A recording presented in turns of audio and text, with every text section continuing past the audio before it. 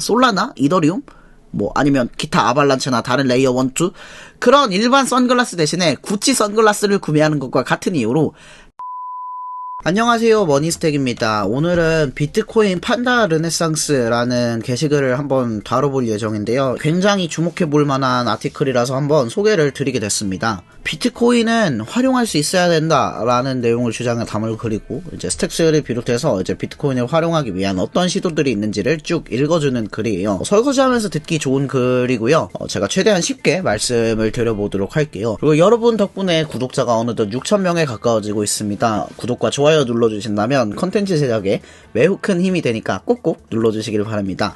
그럼 시작할게요.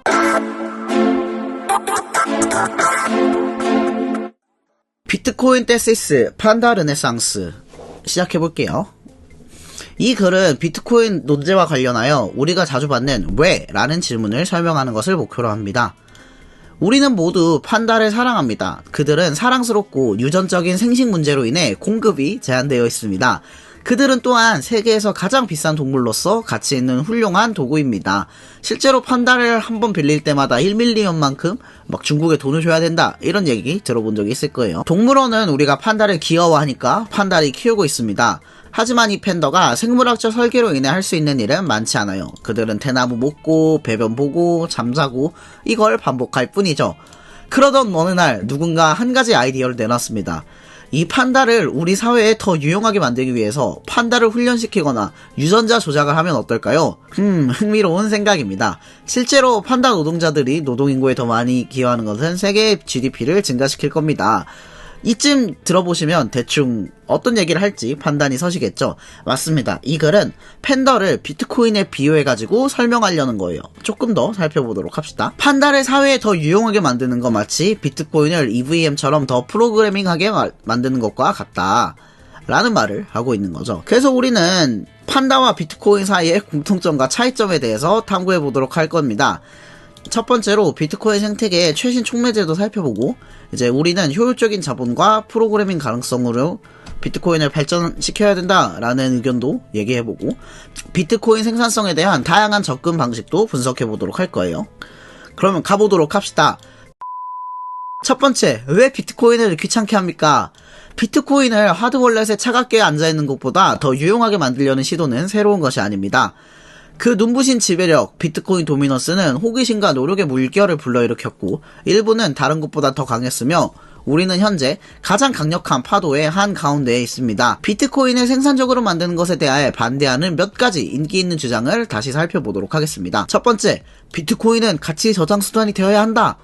이는 비트코인 오지들 사이에서 가장 널리 유지되는 신념이지만 최근에 커뮤니티 정서에 상당한 변화가 있었습니다. 두 번째, 랩비티씨는 미지근한 제품 시장 적합성을 가지고 있습니다. 이 랩비티씨는 비트코인을 이더리움으로 랩핑해서 이더리움 생태계에서 비트코인을 활용할 수 있도록 하는 촉매제죠. 이 랩비티씨는 ERC 기반의 토큰으로 중앙 집중식 관리인 비트고가 보유한 비트코인과 1대1로 패그됩니다. 현재 랩비티씨의 시가총액은 약 5빌리언인데 이는 비트코인의 극히 일부일 뿐입니다.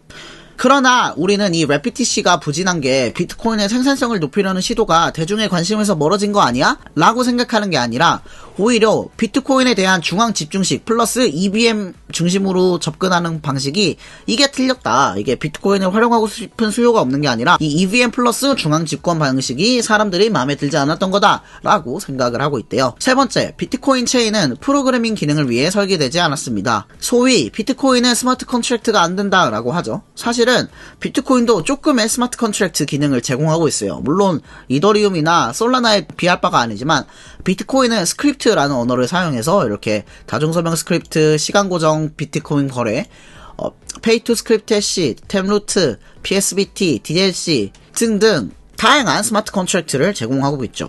이 중에서 뭐 템루트나 DLC 그리고 시간 고정 거래 정도는 최근 활용하기 위한 움직임들이 되게 많이 보이는 것 같죠. 하지만 왜 우리는 비트코인을 아직 그대로 놔두고 있을까요?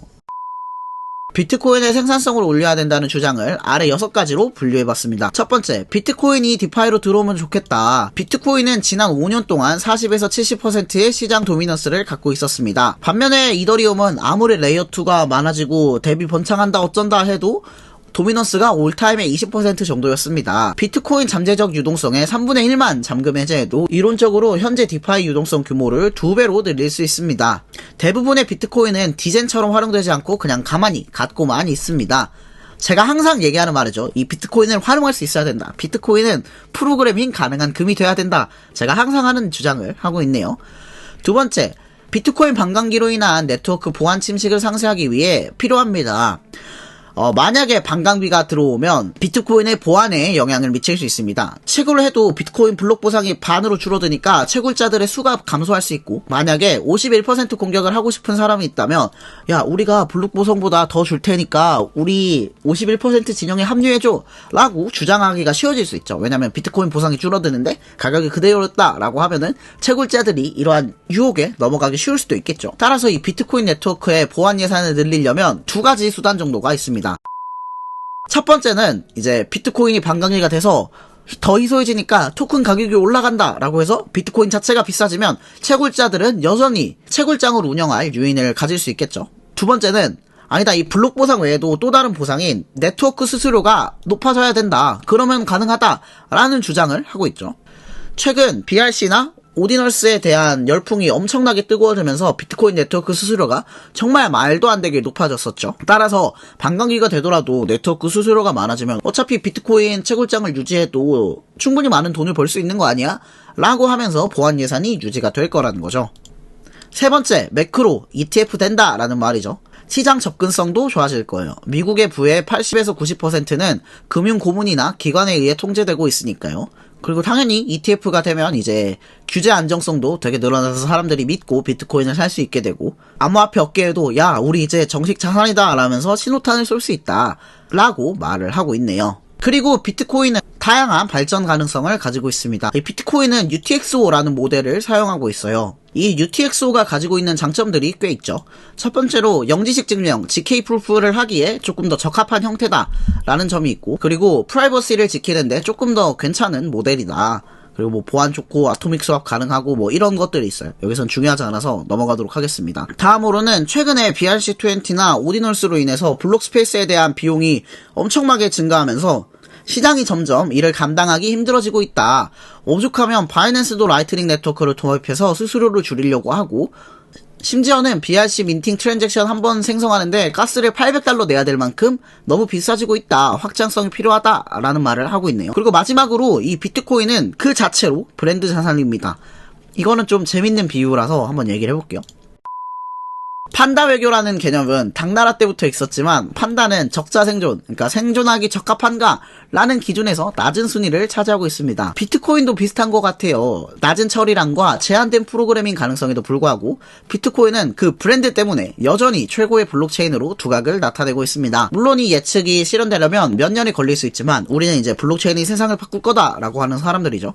그래서 주요 레이어 1 블록체인이 결국 성능의 거듭 제곱 법칙을 달성하는 미래, 즉 TPS가 10만이 아니라 5밀리언으로 점진적으로 향상되는 것이 고객들한테 더 이상 중요하지 않을 때에는 고객들이 어떤 선택을 하게 될까? 솔라나? 이더리움? 뭐 아니면 기타 아발란체나 다른 레이어 1, 2? 그런 일반 선글라스 대신에 구찌 선글라스를 구매하는 것과 같은 이유로 향후에 블록 스페이스와 성능이 더욱 상용화될 때 브랜드 자산이 중요해질 거라고 생각합니다.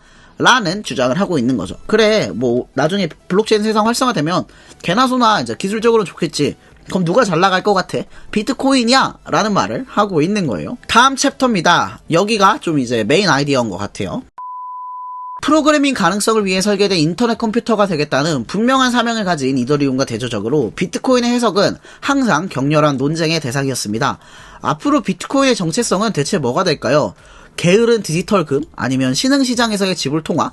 아니면 프로그래밍 가능하고 성능이 뛰어난 레이어 1? 우리의 견해로는 그러한 모호함이 오히려 좋다고 생각합니다. 비트코인이 모아야 된다 라는 합의의 부족함이 오히려 이 비트코인 생태계를 더 활발하게 구축하기 위해 노력하게 하고 있습니다. 비트코인을 더 프로그래밍 가능하게 만드는 것과 자본 효율적으로 만드는 두 가지 혁신 학교를 볼 수 있습니다. 그러니까 오히려 모호하기 때문에 사람들이 이쪽으로 저쪽으로도 개발을 많이 하고 있다라는 말을 하고 있네요. 먼저 비트코인을 보다 프로그래밍 가능하게 만드는 것은 비트코인을 이더리움의 확장성과 유사한 생태계로 발전시키는 것을 포함합니다. 그 예시를 몇 개 얘기하자면 브리징이나 EVM 통합 같은 거, 다른 체인과의 상호 운용성도 볼 수 있고, 그리고 스왑, 다양한 덱스, 합성자산, LSD 같은 복잡한 디파이, 오디널스나 BRC, 또 ERC721처럼 이제까지 없었던 새로운 토큰 표준을 활용해서 비트코인에서 새로운 자산을 발행할 수 있도록 하거나, 아니면 비트코인을 데이터 레이어로 활용하는 레이어2 솔루션, VM이나 또 다른 버추얼 머신이나 롤업, 기타 확장 솔루션들을 예로 들 수 있겠죠. 그 다음으로는 비트코인을 자본 효율적으로 만드는 것에 대한 얘기를 해보도록 합시다. 저는 이쪽에 좀 더 관심이 있어요. 비트코인을 가치 저장 수단으로 취급하고 그 위에 기본 금융상품을 만드는 것을 포함해서 지속 가능한 수익률과 유사한 기초 금융상품을 가능하게 하는 것, 어떤 활동들이 있을까요? 첫 번째로 무신뢰 기반의 비트코인 스테이킹 및 수익률을 제공하는 것. 두 번째는 비트코인 담보 기반 스테이블 코인. 세 번째로는 이제 온체인이나 오프체인 비트코인에 대한 보험 상품이 나올 수도 있겠고, MEV 솔루션을 누가 개발할 수도 있겠고, 두 번째로 레이어2 솔루션은 이 자체로 네트워크에서 거래 속도를 높이고 수수료를 낮추는 것 자체가 자본 효율적일 수 있다 등등의 주장이 있네요. 그래서 우리 포털 벤처스는 비트코인을 디지털 자산으로서 효율성을 높일 수 있는 제품을 찾고 있다. 왜냐? 비트코인의 명백한 제품 시장 적합성은 가치 저장 수단이다. 우리는 비트코인의 가치 저장 수단 속성 인정한다. 대신에 그걸 인정하면서 이제 디지털 금으로서 입증된 시장의 컨센서스를 활용하고 확장하면서 다른 사람들의 강점도 끌어올 수 있으면 더 좋지 않을까? 그리고 우리는 디파이 논디젠, 이제 그러니까 지금처럼 막 이더리움 풍차 돌리고 막 이상한 프로덕트 쓰고 그렇게 활용하는 소위 디젠들 말고 그냥 단순하게 비트코인 제품을 활용하는 사람들도 데리고 올 수 있으면 더 좋겠다라는 얘기를 하고 있고, 또 안전하게 쓸 수 있도록 하면 좋겠다라는 얘기를 하고 있죠. 그래서 얘네는 비트코인이 판다라면 이런 주장을 하고 싶대요. 우리는 판다의 DNA를 바꾸는 게 아니라 더 많은 애기 팬더들의 번식에 기여하는 프로젝트들을 찾고 있다라고 하네요. 좀 재밌는 비유죠. 좀 귀엽네요. 그래서 자기네들은 이런 솔루션들을 찾고 있는데요. 포털 벤처스는 롤업이나 레이어2 같은 스케일링 솔루션, 비트코인 기반 스테이블 코인, 보험 상품, MEV 솔루션 등등을 찾고 있대요. 그래서 그 프로젝트들에 대해서 하나하나씩 대충 얘기를 해보자면, 먼저 무신뢰 기반의 비트코인 스테이킹 상품들을 찾고 있대요. 바벨론은 최근에 POS 블록체인을 활용하고 싶은데 자본이 영세한 체인이 있다면 걔네한테 비트코인을 빌려주고 이를 바탕으로 보안성을 활용하게끔 하는 프로젝트를 만들고 있거든요. 얘도 다음에 꼭 한번 제가 다루도록 할 거예요. 특히 비트코인을 활용하는데 저는 얘가 진짜 잠재력이 높다고 생각하고 있어서 저는 얘를 채굴을 많이 할 생각입니다. 그리고 이제 스택스에서 개발되고 있는 파파야다오, 스택스와 SBTC, 그리고 아토믹 파이낸스라고 해서 아까 위에서 언급드렸던 비트코인의 DLC 기술, 디스트리트 로그 컨트랙트 기술을 활용해서 비트코인 일들을 얻을 수 있게 하는 상품도 개발되고 있고, 이외에도 이제 스레시홀드는 한국 사람들도 많이 아시죠? 그래서 이런 것도 있고, 비트코인 기반의 스테이블 코인을 찍는 EBTC라는 조직도 있고, 이와 같은 다양한 솔루션들이 있다 라고 하고 있죠. 그래서 비트코인 르네상스를 꿈꾸고 있대요. 템루트는 올해 주요한 기술 촉매제였습니다. 그래서 이 템루트 업데이트를 필두로 다양한 개발자들이 비트코인의 미래에 대한 자신만의 이념을 가지고 등장했습니다. 이러한 새로운 이니셔티브는 스택스 및 라이트닝 네트워크와 같은 기존 혁신 기업의 최신 발전과 함께 존재하고 있습니다. 자기네들은 이 비트코인 생태계에 8개 정도의 부족이 있다라고 생각한대요. 첫 번째는 스택스 생태계입니다. 제일 먼저 나오네요. 우리 포털 벤처스는 1년 넘게 스택스 생태계를 추적해왔습니다.